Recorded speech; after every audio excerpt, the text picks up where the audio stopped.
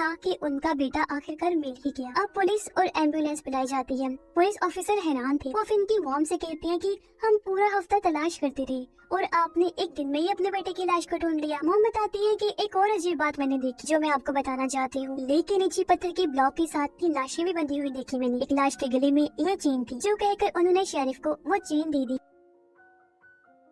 Sheriff कहती हैं कि ये चेन एक पुराने फैमिली की लगती है। दरअसल लेक वाली जगह पर पहले एक गांव हुआ करता था, शायद उन्हीं में से किसी की हो सकती है ये चेन। और इस चेन पर जिस फैमिली का नाम लिखा हुआ है ना, उसी फैमिली की एक बूढ़ी औरत यहाँ से कुछ दूरी के फासले पर रहती है। आप उसके पास चली जाएं, शायद वो औरत आपको कुछ जानकारी दे दी। वैसे ना मैंने भी सुना है कि ये कर्स लेक है, श्रापित है, मगर मैं ये नहीं जानता कि इसमें किस हद तक सच्चाई। अब इन बातों से मॉम उस लेक के बारे में और जानने का फैसला करती है, इसलिए वो अपने हस्बैंड को कॉल कर देती है। मगर डैड गुस्से में मॉम से कहते हैं कि तुम क्यों लेक पर गई थी, मना किया था ना मैंने। लेकिन जब मॉम कहती है कि हमारे बेटे की लाश मिल गई है तो डैड भी शांत हो जाते हैं। फिन भी अपनी मॉम से बड़ी खुशी से कहती है कि शुक्र है मॉम, अब सब ठीक हो जाएगा। फिर वो मॉम से पूछती है मगर मॉम अब हम इस चेन का क्या करेंगी। मॉम कहती है बेटा तुम्हारे भाई की सिर्फ अभी लाश मिली है, लेकिन हमें ये भी तो जानना है ना कि आखिर उसकी मौत कैसे हुई थी। जिसके बाद वो दोनों उसी बुरी औरत से मिलने जाते हैं। मॉम उसे कहती है यहाँ इस लेक में कई लोग मर चुके हैं, तो क्या बता सकती हो कि ये सब क्यों हो रहा है। बुरी औरत कहती है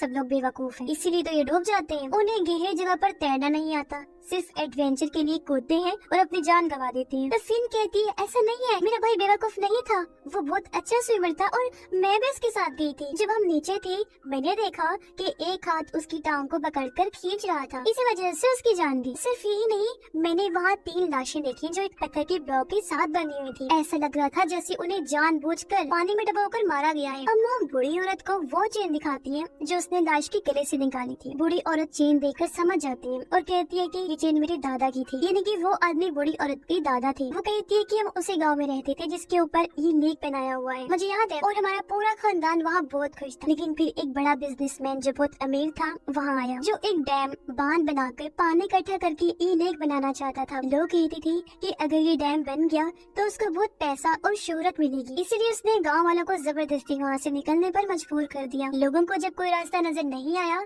तो उन्होंने अपना गाँव छोड़ना शुरू कर दिया। हमारे घर, हमारी जमीनें, हमारे बुजुर्ग लोगों की कब्रें, सब कुछ वही था। लेकिन उस आदमी ने किसी चीज की परवाह नहीं की, जबरदस्ती मारपीट करके वो हमें जाने को कह रहा था। जो लोग उसके खिलाफ उठे उन्हें उसने मरवा दिया और मेरे दादाजी भी उनके खिलाफ खड़े हुए थे। एक दिन वो और उनके 2 साथी अचानक गायब हो गए। आज आप लोगों की बात सुनकर मुझे पता चला कि उन्हें उस पत्थर के ब्लॉक के साथ बांध कर रखा गया था और धीरे धीरे पानी छोड़ के ये लेक बनाया, जिसमें उन तीनों की भी वही मौत हो गई। पत्थर भारी था तो वो बेचारे तैरकर बाहर भी नहीं आ सकते थे। और हाँ, आज भी हम उस डैम को बंद करवाने के लिए केस लड़ रहे हैं। फिर हैरत से पूछती है ये आप क्या कह रही हैं? इस बात को लगभग 70 साल गुजर चुके हैं और जिस बिजनेसमैन की आप बात कर रही हैं तो वो तो कब का मर चुका होगा, तो फिर अब आप किसके खिलाफ लड़ रही हैं केस? बूढ़ी औरत बताती है कि आज भी हम इस डैम को बंद करने के लिए साइन इकट्ठा कर रही हैं और कोर्ट में इस केस को ले जाने की कोशिश की जा रही है। लेकिन जितनी मर्जी हम कोशिश कर लें, उस अमीर आदमी का खानदान इतना ताकतवर है कि हमारे हर केस पर वो पानी फेर देते। अगर डैम नहीं रहेगा तो ये लेक भी नहीं रहेगा, क्योंकि अगर लेक सूख गया तो उस अमीर आदमी की सारी उल्टी हरकतें सबके सामने आ जाएंगी कि वो कितना बुरा और जालिम इंसान था। सब लोगों को पता चल जाएगा।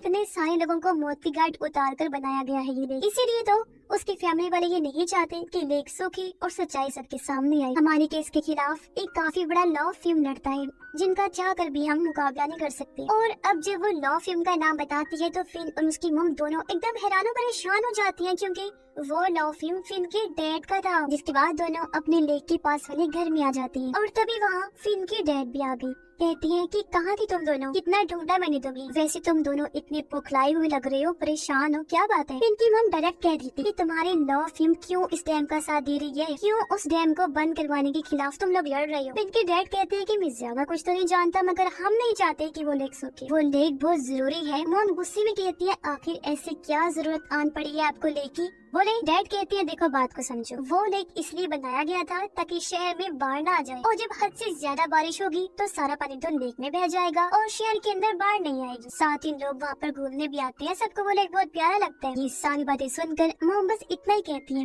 कि सब बहाने हैं, बहाने। तुम अभी अपना केस वापस ले लो, जो तुम लड़ रहे हो ना उस केस के खिलाफ। तुम्हें इस डैम को बंद करने की कोशिश करनी चाहिए, क्योंकि जब डैम नहीं रहेगा तो लेक भी खत्म हो जाएगा। तुम जानते हो कि कितने लोगों को मौत की घाट उतारा गया था जिसके बाद वो लेक बना था। तुम्हें अंदाजा नहीं उस अमीर आदमी ने कितने लोगों को उस लेक के नीचे गाड़ा हुआ है। मैंने खुद अपनी आंखों से 3 लोगों की लाशों को देखा है जिनको बांधकर वहाँ पानी छोड़कर लेक बनाया। उनकी मौत हो गई और वो तो 3 थी, न जाने और कितने लोग बेमौत मारेगी। फिन के डैड कहते हैं अरे यार छोड़ो, ये सब अफवाहें हैं। बड़े लोगों के बारे में लोग ऐसी अफवाहें फैलाते रहते हैं और अगर ये लेक ना रहा तो ऐश भी खत्म हो जाएगी। तुम शायद जानती नहीं, हमारे पास जो आज इतना पैसा है वो सब इसी लेक की वजह से ही तो है। अब पहले तो मॉम को कुछ समझ नहीं आती, लेकिन वो हैरान रह जाती है जब उन्हें पता चलता है कि वो बिजनेसमैन, वो अमीर आदमी जिसने ये लेक बनाया था, वो फिन के डैड के दादा थे। जो सुनकर अब मॉम को सारी बात क्लियर हो गई और अब वो समझ जाती है कि आखिर हमारा बेटा क्यों मरा। यानी कि उसका मरना कोई हादसा नहीं था बल्कि उन आत्माओं का बदला था जो इतने सालों से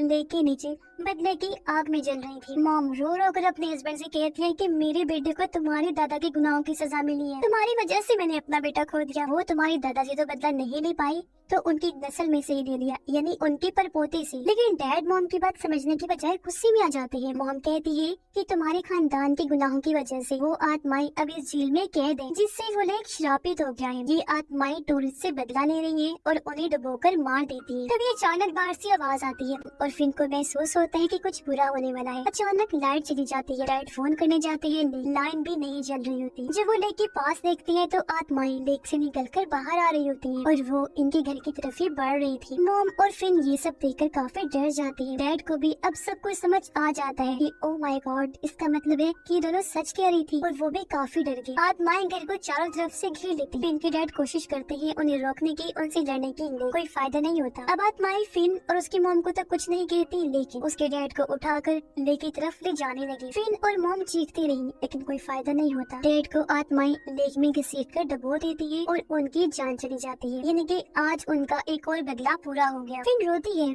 कि अब हम क्या करेंगे। मॉम कहती है कि हमें अब इन गुनाहों को धोना होगा क्योंकि जाने अनजाने में हमारा ताल्लुक इस जालिम फैमिली से जुड़ चुका है। अब हमें ये केस कोर्ट में ले जाना होगा और उन गाँव वालों की आत्माओं को इंसाफ दिलाना होगा। फिन कहती है लेकिन मॉम, हम चाहे जितनी मर्जी कोशिश कर लें, जितने भी सिग्नेचर्स इकट्ठे कर लें, ये केस हम नहीं जीत पाएंगे। गवर्नमेंट कभी भी इस डैम को बंद नहीं करेगी और ये राज राज ही रहेगा और हमारी बात पर यकीन कौन करेगा। तब मॉम कहती है असल में डैम का पानी धीरे धीरे कम होता जा रहा है क्योंकि बारिश कम जो हो रही है। बहुत जल्द ये लेक पूरी तरह से सूख जाएगा और पूरी दुनिया को पता चल जाएगा कि इस लेक के नीचे क्या सच्चाई छुपी हुई है। सच्चाई जब दुनिया के सामने आएगी तो सब लोग जान जाएंगे कि कितना बड़ा जुल्म हुआ था उन लोगों के साथ। उनसे जिंदा रहने का हक छीन लिया गया था सिर्फ एक बिजनेसमैन की ताकत को बढ़ावा देने के लिए। तब उन लोगों की लाशें और उनके घर, उनका सब कुछ इस सच्चाई का सबूत बनेगा जिसे कोई झुटला नहीं सकेगा। उन्हें इंसाफ मिल जाएगा और ये श्राप खत्म हो जाएगा और हमेशा के लिए उनकी भी आत्माओं को सुकून मिल जाएगा। और अब उनकी इस बात के साथ ही ये कहानी भी इधर ही खत्म हो जाती है।